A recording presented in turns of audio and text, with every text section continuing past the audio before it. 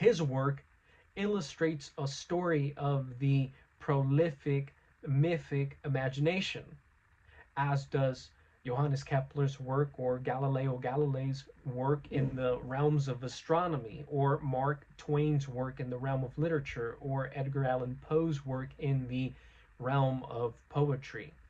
This prolific, mythic imagination labors upon the individual consciousness at work establishing and extending myth.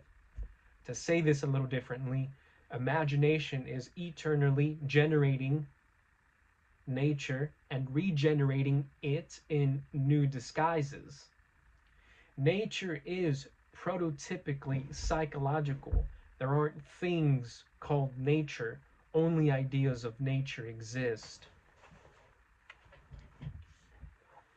The idea desired to be supplanted is that nature cannot be taken in without thinking about the way in which imagination has generated disguises for what we invoke while mentioning nature.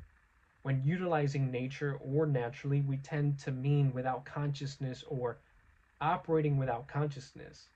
Nature is more than a physical location or multitude of locations or even the totality of all of the locations.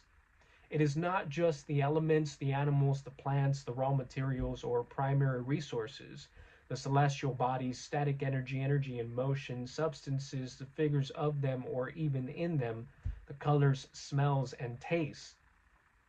What we think of is a world out in the openness and vastness of space that exists outside our consciousness, something that is not with the instrumentation of human hands. What would exist should our minds be absent? Raw, objectively pure information, unvarnished and untainted. An implication is that there is no subjective artificial instrumentalities at play in nature. Nature is intuitively filled with genuineness. It is so a home can be constructed for truth, beauty, and good. It is perhaps the only place where they could abide. Or maybe it's not. Maybe they could dwell in god-awful places.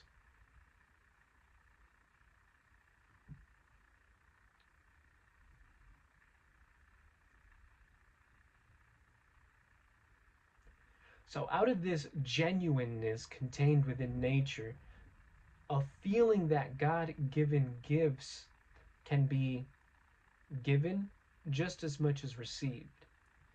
This is an essential and fundamental sensation of experience to be had. When we find it, when we find this experience of genuineness and God-givenness, of genuine God-givenness, we know it. We know that because of the effects that it has on our bodies, on our psyches, on our spirits, and our souls. We recognize this because it's a profound feeling.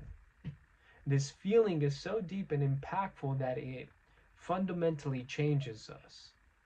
This metaphysical longing is so imbued within us that we stop thinking and move toward nature because it's where we think we'll find this experience.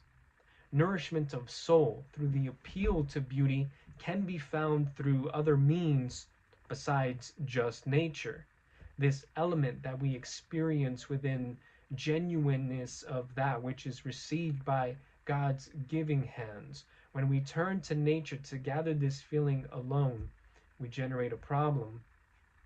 We abandon the city in which we dwell, thus leaving our cities open and vulnerable for destruction. The challenge has been presented as such.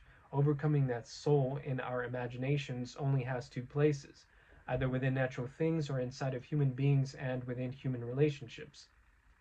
Desiring nature becomes a desperation when we recognize soul to be in nature alone. Any and every enigma portraying nature, such as sensual or sexual physiologies, exotic fruits and animals, sounds of roaring crashing waters, and mating sounds becomes fantasized and intensely hung on to.